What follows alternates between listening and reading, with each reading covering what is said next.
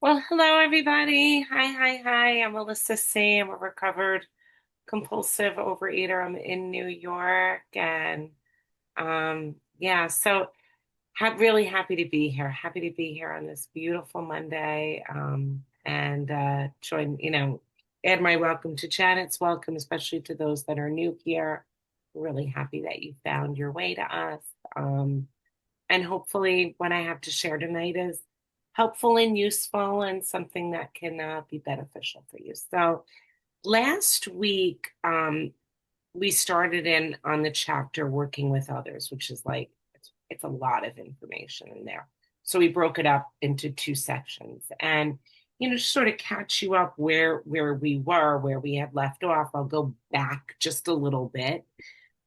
We were at the part where you've met this person now who you are possibly endeavoring to help. You've spent some time. The chapter really breaks down how we actually carry the message. So we spend some time in the beginning really just getting to know the person. Like it really gives us directions on how to just build a relationship, how to just, find out all we can about the other person before we come at them telling them exactly what they're going to have to do. We sort of get a sense of, are they somebody who's going to need to do the things that we're going to, lay out that they would have to do. And ultimately, really what we want to do is we want to tell enough about ourselves and enough of our past, enough of our difficulties, really drilling down on not just the physical consequences of our disease, but the strange mental blank spot, how you could have all the information at your fingertips. You could have all the intellect, you could be smart, you could know an awful lot, um, and still not have the power to put the knowledge that you have into application, because information is not transformation. So we sort of are laying out this kind of discussion with the person, and we share enough about ourselves that they get a sense that we are someone who has experience with the sufferings. And yet we show up. I'm just going to shut off my phone, otherwise it's going to beep at me a lot. Okay. um So we tell enough about ourselves so that they know that we have struggled, right? That we have experienced a lot of struggles. And yet we're told to show up like Evie did with Bill, which is fresh faced, glowing, not ranting, not raving, but having a calm demeanor, looking like someone who's gotten well. And then we ultimately are hoping that they're going to ask us, "What did you do?" And then we can share the spiritual feature freely. But we don't want to come in telling somebody what they're going to have to believe and what they're going to have to do before they ask us, like, "What'd you do to get well?" We want to kind of, hopefully, I think about it like fishing. You want to set the hook, have it in the water, they bite, they take the bait, and then you can tell them all about it. So we get to that point, and, where I had left off was that you lay it out for the person, and you're calm and nice. You're not yelling. You're not arguing. You're not bullying. In fact, we're saying that you want to have a calm demeanor. And it says, where I really had left off the last time was I was kind of drilling down on the point that this chapter, although it gives us directions on how to sponsor, one of the things it happens to do is it mentions the word friend 16 times, which is no accident. So part of how we are endeavoring to help somebody is we're going to look to be their friend. We're going to make friends with the person, because in a spirit, like we say it in the beginning of our meeting, that we believe people can get well when they're given correct information in an atmosphere of love, right? In an atmosphere of love and support and kindness. So, you know, um, and I think when people say, like I've heard I'm not your friend, I'm your sponsor. I'm your sponsor, I'm not your friend. I think they're mixing up what the definition of what a friend is.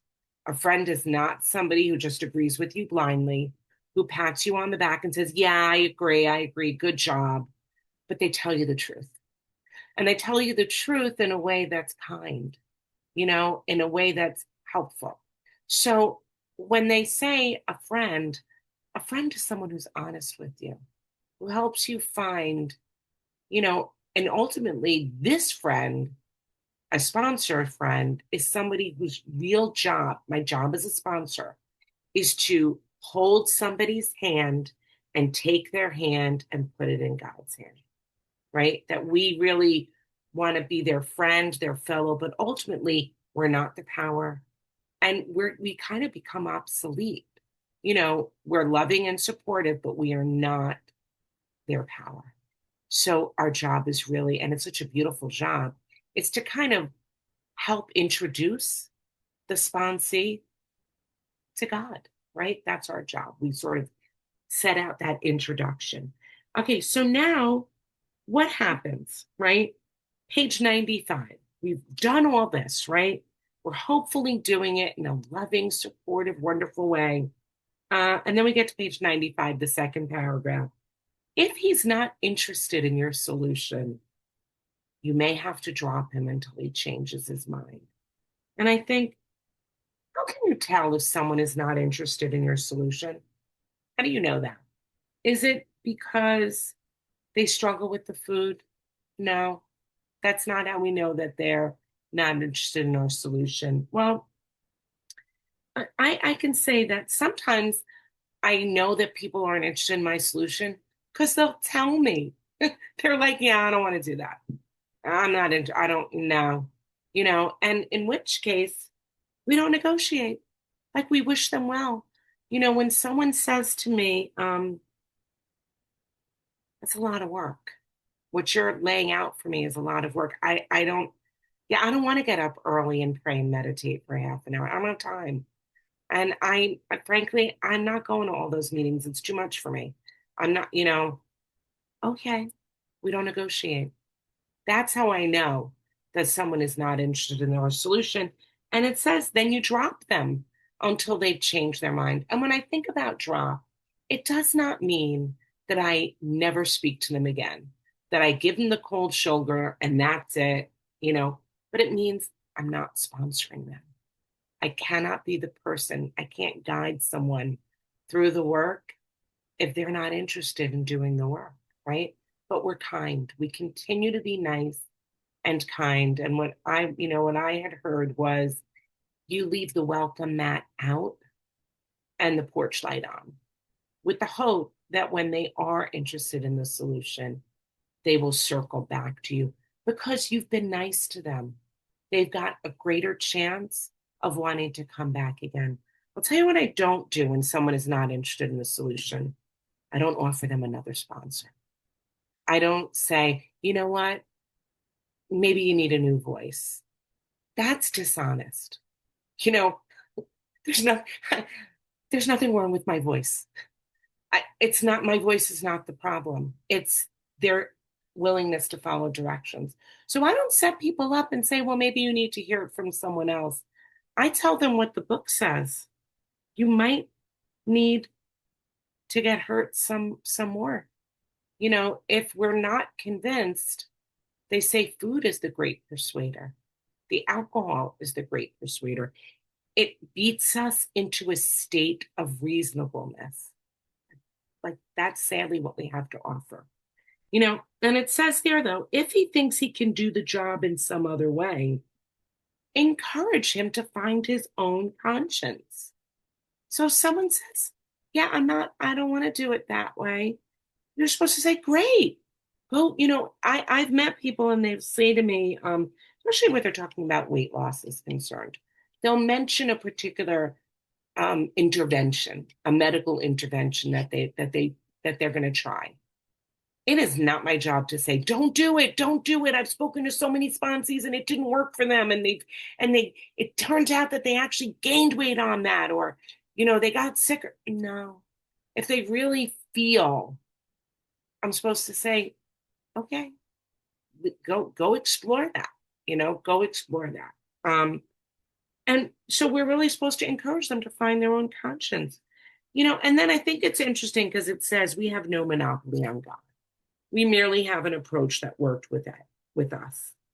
In any case, be friendly and let it go at that.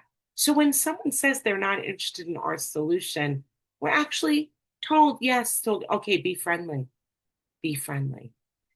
Don't waste your energy trying to convince someone to work with you, and don't water down the truth, right?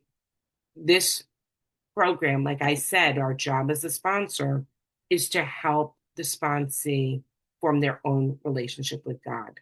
So I'm not going to water it down and say that it's anything else other than that. In fact, in where I'm studying, also in the morning, I've been studying in the book, um, um, in We Agnostics, and it's telling us we're going to find out that this book is written to help a person form their relationship with God. That's the whole purpose of the book.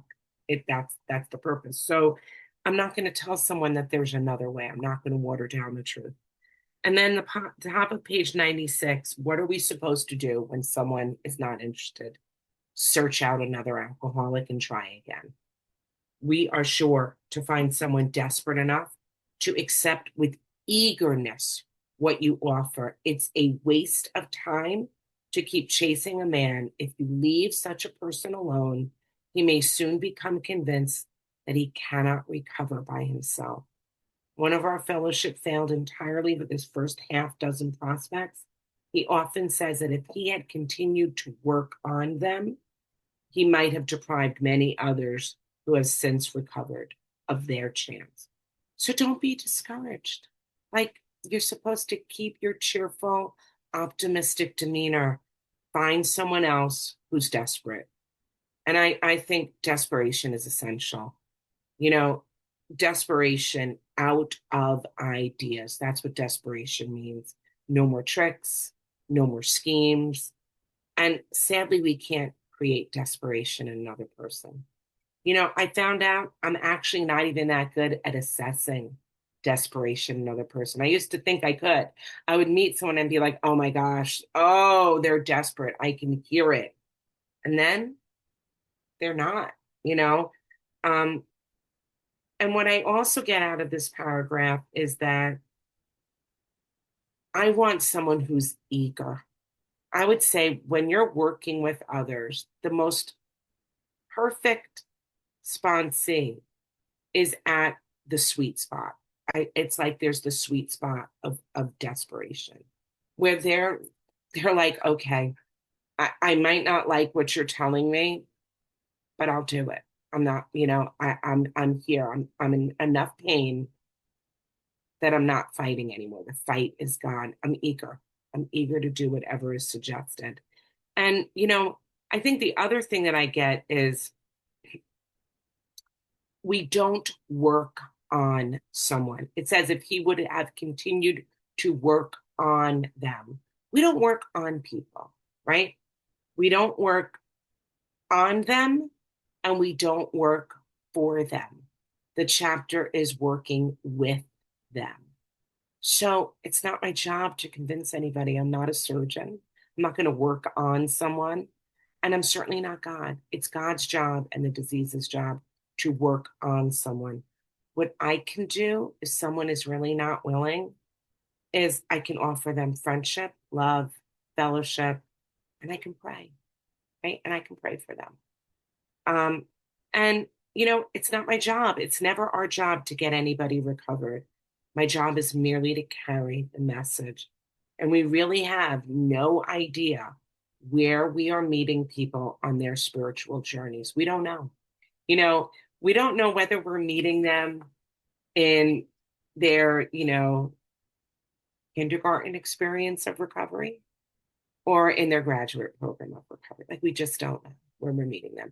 So we're just going to continue to have that cheerful, optimistic demeanor, carry the message. And I'll tell you, the thing that we get is we get, remember, that immunity that was promised in the beginning. We get our own, we get our own benefit from it. So I might not get another person recovered, but it has been the key for me remaining recovered thus far, right? Is this work with others. On page 98, the first paragraph says this: he clamors for this or that, claiming he cannot master alcohol until his material needs are cared for. Nonsense. Some of us have taken very hard knocks to learn this truth, job or no job, wife or no wife. We simply do not stop drinking. We simply do not stop eating compulsively as long as we place dependence upon other people ahead of dependence upon God. Make no mistake, they're being very clear what the power source is and who we are going to depend on. Now, a sponsor might be a great scaffolding support for you, but remember, they're holding your hand and putting your hand in God's hands. So, when someone I'm working with is clamoring, strongly and loudly demanding that their needs are met, you know, I think about it like this. If you're waiting for your life to fall into place so that you can address your food issue, you've got it all backwards, right? That is entirely backwards. And perhaps what you're really looking for is a diet, right? I'll get everything together and then I'll go on that diet. That's not what this is. The truth is that for those of us who require this solution, our lives are out of alignment with God. That's our problem. Our desires are based on our selfish desires and are not really concerned with God's will, right? My solution has got to be on something more reliable than on my constantly changing demands.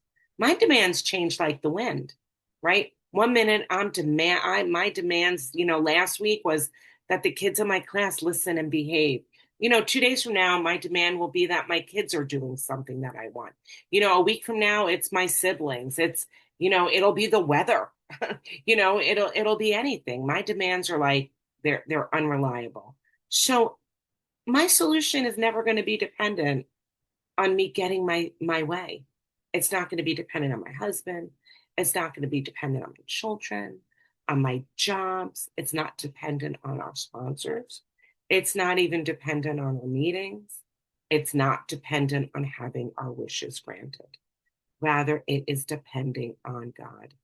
And, even that sentence about mastering alcohol, like when everything gets in place, then I'll master alcohol, that's erroneous. We don't master food once our needs get satisfied. It's not like, oh, my needs get satisfied and now I'll master food. We rely on God and He masters the desire. God removes the desire. It's not that I get stronger. It's that, just this week, we had a function at work for some people that are retiring. And there was a humongous spread, just, everything laid out in the teacher's room. And I was actually sitting there, I brought my lunch in and I'm sitting there and I had my little spot. And somebody commented about, you have more willpower than anybody. And I was like, actually, the truth is I don't. And they don't understand my recovery. They don't understand the program. I said, would you believe that I said, I work a 12-step program. And what happened for me was that all this stuff that you think I'm using willpower to stay away from, I said, I have a relationship with my creator and I don't want any of that today. It's gone. I also believe in telling the truth. I don't take credit for God's miracle. I don't let anybody think that I've lost this weight and maintained it because I have great willpower. Like, I correct that right in the here and now. First of all, I don't know who they know. They might not look like they need this program, but I don't know their sisters. and I don't know their children, and I don't know their moms or their neighbor, or I never know who they know.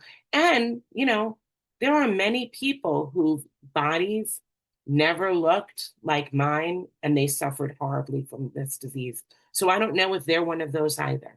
And I believe that it is my responsibility. If you've been given a miracle, you are not supposed to take credit that you are the miraculous power that did the miracle, right? That would be pretty arrogant. Um, so I rely on God, and what God does is he masters the desire. And the second paragraph says here, burn the idea into the consciousness of every man that he can get well, regardless of anyone.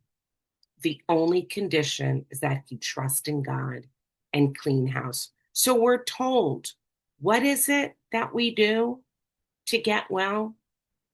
Trust God, clean house, right? And then if you want to remain well, help others. Trust God, clean house, help others. So can anyone recover? Can everyone get well? Absolutely. If you think it cannot happen for you, you are mistaken. But you have to trust God, which starts with getting rigorously honest. The most clear act of trust that I can do is by living with honesty and integrity, because then I'm saying to God, I trust you with the outcome, right? Here's the truth, and I'll trust you with the outcome. So if you're honest and you clean house meaning that you make the needed amends and the restitution. Now, the next section discusses how we can assist and advise people who are cleaning house. So now we have people who are working with us, who want to work with us. And it says here that when your prospect has made such reparation as he can to his family and has thoroughly explained to them the new principles by which he's living, he should proceed to put these principles into action at home. Notice it doesn't say apologize and expect instant forgiveness, but we're told to make reparations, meaning repair the damage. And often that requires repaying an amount, fixing things, putting them back into their proper place. And then here's the important part, explaining your new principles and demonstrating them. Though his family be at fault in many respects, he should not be concerned about that. He should concentrate on his own spiritual demonstration. Argument and fault finding are to be avoided like the plague. So we do tell our families what our new principles are, right? And we demonstrate them. And I think it's interesting because years ago, I had a sponsee, and we often think about her, who she called it her anonymity. She didn't think she was going to have to explain to anyone in her family what she was doing. And I remembered, how difficult it was for her, because you can't explain the principles by which you're living unless you share with your family that you're acquiring a new set of principles and putting them into application at once. It was, in retrospect, I think what it was that she wasn't willing to show her imperfections to the people she lived with. I think it was prideful. I think it was, I don't want you to know.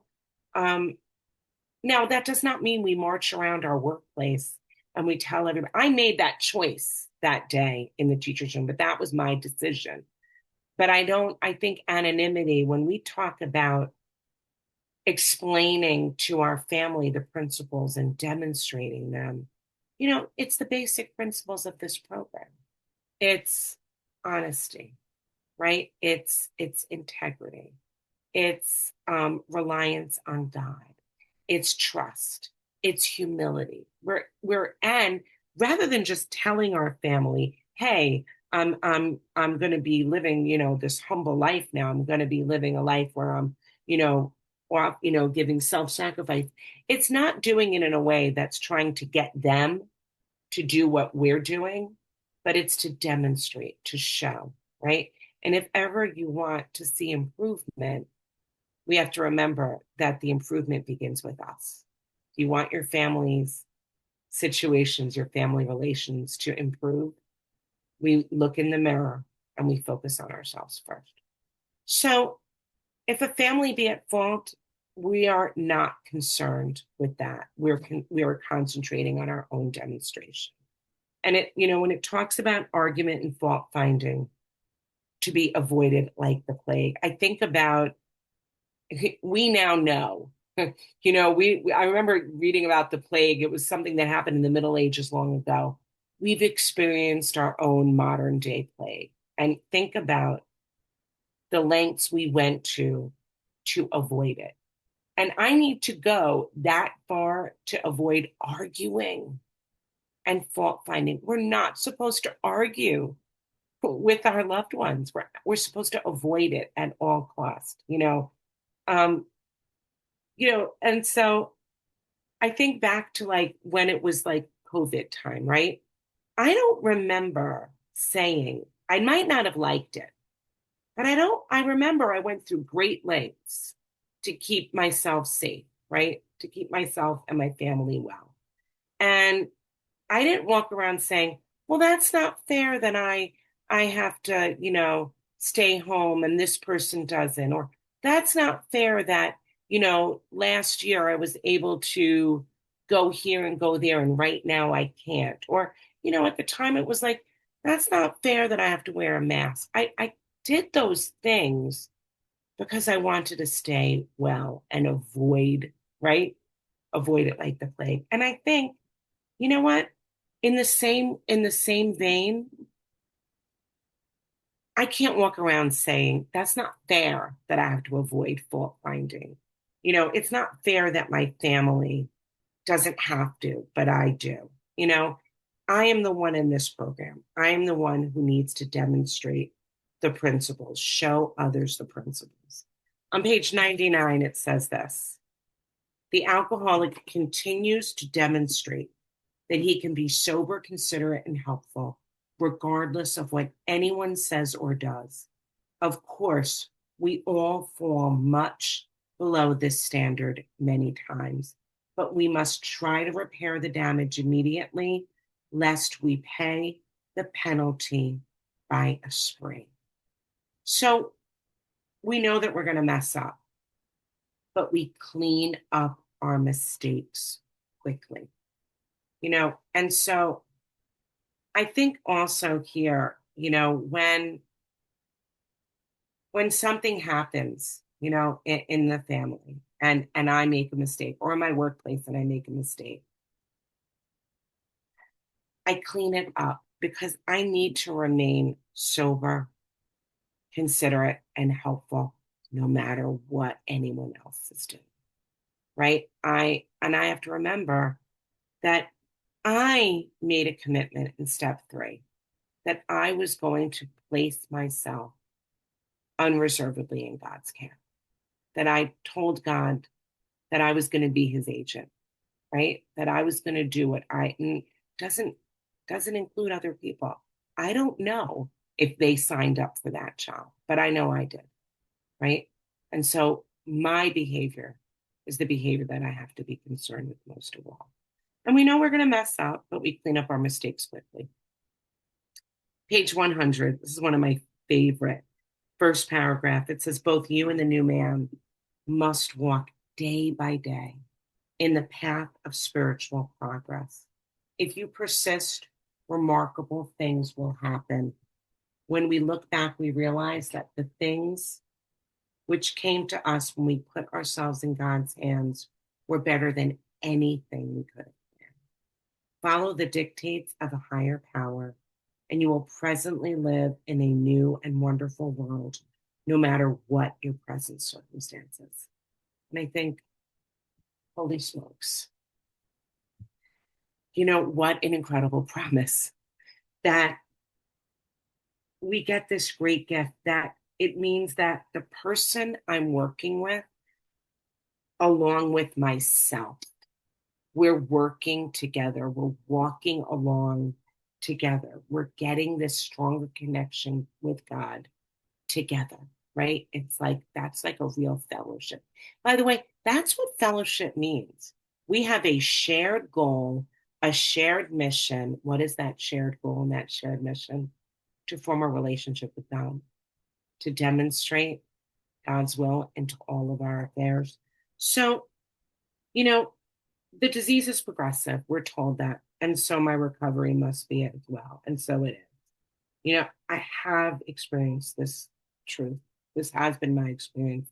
The plans that I have had pale in comparison to the plans that God had in store for me. When I came into this program, I didn't even know, I didn't even know how to dream.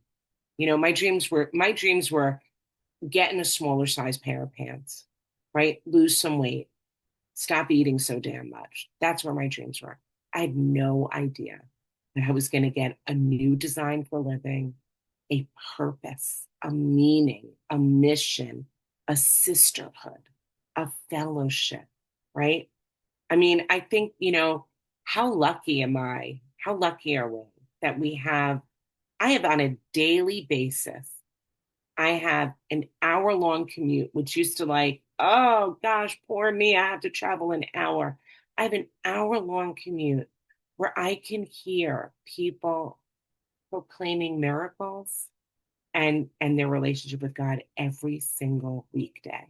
Like I didn't even know that that was my dream. And I get an opportunity to see people have their own miraculous healing and transformation all the time, right? How lucky are we? And I think when we follow the dictates, when we follow the rules, right? When we follow the guidance, what God tells us to do, we get to live in this new and wonderful world. We're told we enter the world of the spirit, right?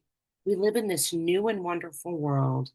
And no matter what the circumstances are, it's like all the circumstances are here. And somehow I hover like just above it, not oblivious to what's going on, but seem to like, it doesn't seem to seep inside me. I don't know, the tragedies of the world. I can feel them. I can feel deep sorrow when things are amiss, when things are wrong. But I have faith and I believe in God and I have an assignment. And so regardless of what's going on around me, I don't feel that like burden. I don't feel the sorrows of the world on my shoulders. I just don't, you know. And when we began to take step 10 and we entered the world of the spirit, one of the things that we experience in the world of the spirit is we rise above our circumstances. You know, I no longer seem to have my happiness attached to mere circumstances anymore. Like, how crazy is that? Like, that I'm happy and it has nothing to do with my circumstances. And I can tell you that's been my truth because I've walked through, like everybody, I've walked through life's difficulties, right? We've had losses, just like every human being has losses. And yet I can still feel a sense of purpose, a sense of happiness, even in my deep sorrow.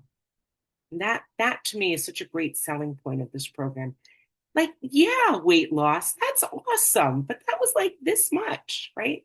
That is nothing compared to the great miracle here. And the second paragraph says this: when working with the man and his family, you should take care not to participate in their quarrels. You may spoil your chance of being helpful if you do. Defects of character are not going to disappear overnight. Ask them to remember when they are impatient the blessed fact of his sobriety. So, for me, I think about it like this: when a sponsee tells you something that their husband did, or their mother did, or their kids did, because they're kind of reporting to you all the stuff, you know, don't participate. by saying, oh, what a jerk. I can't believe your kids did that. What? Oh, you should just put them in their place. Like, don't stir them up, right? Rather, we point the light right back on them and where they fall short, what they could perhaps do. And if it seems like their family is really falling short, then we offer them like remembrance to pray, right? We remind them we can pray for the people that we love, you know, and we're also then to encourage them that when they fall short, when they make mistakes, snap at their spouses, or extra harsh on their kids for a moment, we don't allow them to drift into morbid reflection. Yes, we, yep, you make amends. You confess it, right? You can confess it to God, confess it to another person, clean it up. And then it's okay to say to them, okay, so you got really mad and you screwed up, but you cleaned it up. And let's take a moment and acknowledge the miracle that you didn't eat over that. Like, are you still abstinent? Are you still sober? Okay, that is a blessed miracle. Now let's clean it out and keep on moving, right? We're not supposed to like stay in morbid reflection.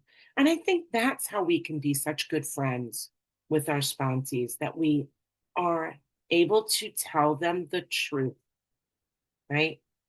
But we do it in a way that offers compassion, right? And love. If you've been successful in solving your own domestic problems, tell him how that was accomplished. In this way, you can set them on the right track without becoming critical of them. The story of how you and your wife settled your difficulties is worth any amount of criticism. So, what this tells me is that the sponsor and sponsee clearly have a relationship, and that we share ourselves and our experiences, that we tell them enough about ourselves to offer them hope. And I think like one of the great ways that we can teach, because part of sponsorship is teaching, we're guiding people, is that we lead by example, not by shaking, wagging our finger at people and telling them how, they ought to do better, but sharing our own mistakes and what we did to correct them. You know, um, the next part talks about how we live in the world now, how this new man who has made his amends, who is practicing spiritual principles, operates and functions in the world. And it says here, assuming we're spiritually fit, we can do all sorts of things alcoholics are not supposed to do. We meet these conditions every day. An alcoholic who cannot meet them still has an alcoholic mind. There's something the matter with his spiritual status.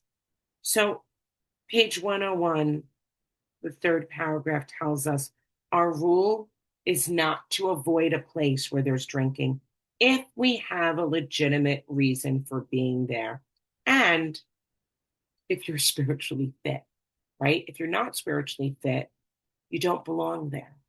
So there's an important qualification. You ask yourself on each occasion, have I any good social, business, or personal reason for going there? Like, what am I doing there? Why am I there?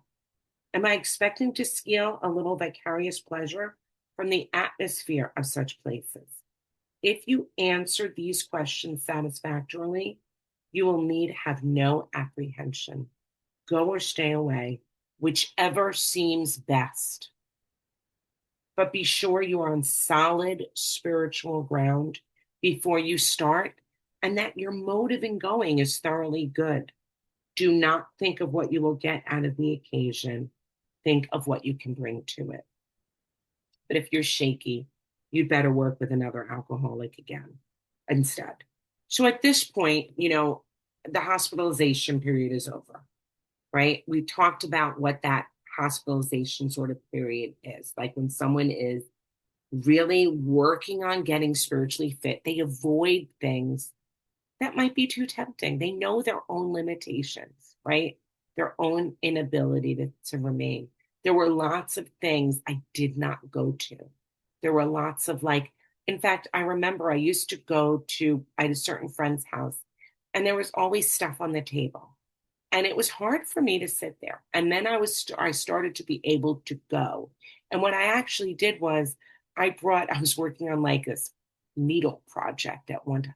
I brought something that I could do to keep my hand busy because I it was hard. So we have to know our own limitations. But if we're at the point now, okay, you're spiritually fit. So there's no reason why you can't go to social functions and business functions. I can go anywhere if my reasons for going there are good. But if I feel shaky and unsettled, the directions are always work with others. If you're feeling unsettled, instead work with others.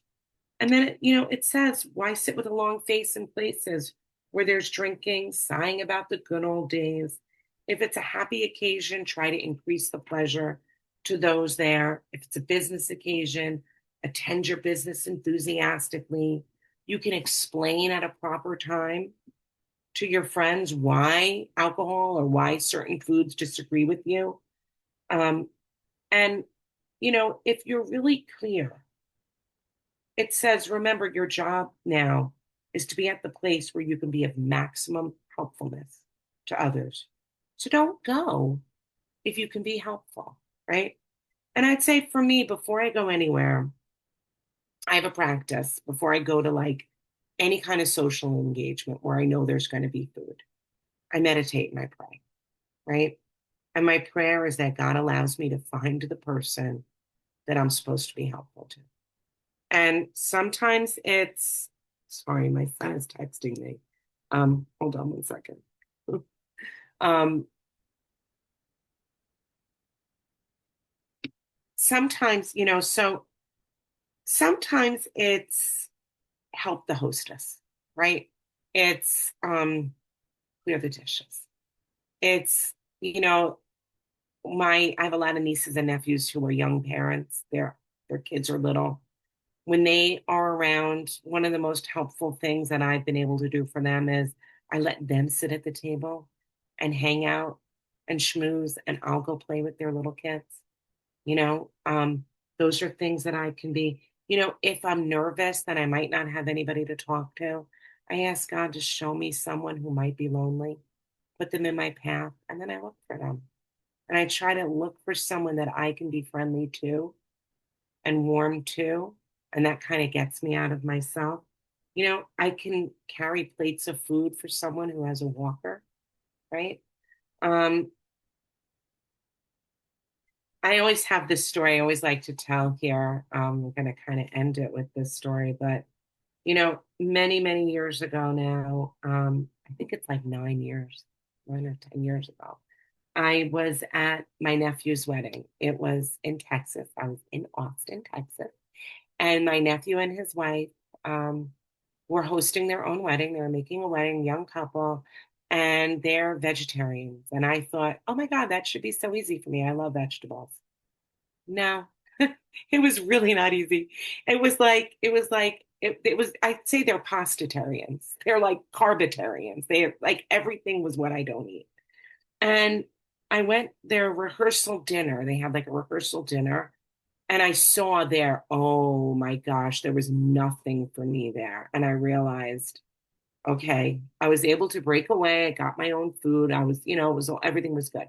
The next night before the wedding, I spent time in prayer and I was like, I better take care of myself.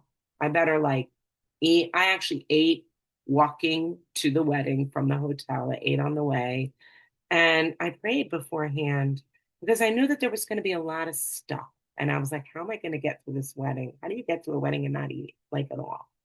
And I didn't want to offend anybody. And I prayed. I asked God, help me find someone that I'm supposed to help. Put someone in my path that I'm supposed to help. So there I am at this wedding.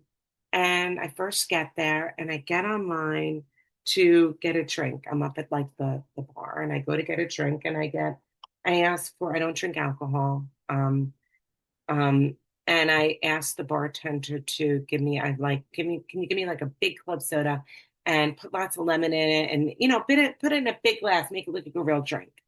And this young man, like right by me, right next to me, says, you don't drink? And I said, no, no, that ship sailed and sunk. And so he's like, oh, he said, this is my first time. This is my first time being at a wedding or anything sober. I just got out of rehab. And I was like, and he said, how do you do these things sober? And I said, well, I'm going to tell you my secret. I said, I asked God to show me who I'm supposed to help. And I think I think that's you tonight. I think I'm supposed to help you. And we had this great talk, just had like this wonderful talk. And I told him that, the greatest thing that you can do for someone, greatest service you can give to like um at a wedding is to like have a good time, is to dance, to be joyful, to celebrate. These are people who are celebrating their wedding. And it was great because all throughout the wedding, I was able to like lock eyes with him, catch eyes with him. And, I danced. I was the first one on the dance floor. I usually am. Um, because that's like the great gift you can give. No one cares what you're putting on your plate, but they do care if they're providing music. They want you on the floor dancing, right? And that is something that I can do. So, and have fun doing and all was well. And what turns out was that this young man was actually my nephew's first cousin, but on the other side. Hadn't seen him since he's a toddler. Now, I don't know, I don't know what the status is of you know, his recovery now. I lost touch. But I'll tell you that night, like I believe God kept me safe and protected. I was doing what I believe is God's will. And so that for me is always, sorry, my son is texting me something. Um, that for me is always the directions. It's like if we are helpful, right? That remember that's our immunity. It's not just sponsorship. It's intensive work with others. It's taking time at a wedding to offer someone hope, right? Someone the hope of our recovery. So, you know, um, I want to just say this too. I know we're like got a few minutes left, but you know, we're told here not to have a spirit of intolerance because that can repel alcoholics whose lives could have been saved had it been for such stupidity. So I may have some strong opinions, right, about lots of things, the food industry and the fast food industry and how they're puffing up our food with all kinds of things that I don't think are healthy and are good. And the diet industry is bad and weight loss industries and blah blah blah blah blah blah blah. But if I'm vocal and opinionated, I'm going to turn people off. And if I make people uncomfortable, especially people who might have what I have, if I make them feel uncomfortable about eating in my company, they're not going to stop eating because of that. What are they going to do? They're going to stop being in my company, right? Because the disease is really powerful, right? And shaming people is not a power source, right? So if I can't help anybody who's going to avoid me, the greatest thing I can do is just have, eat what I have happily and let others, you know, be themselves. And it says here, we have stopped fighting anybody or anything. We have to. And with that, I'll pass. Thanks.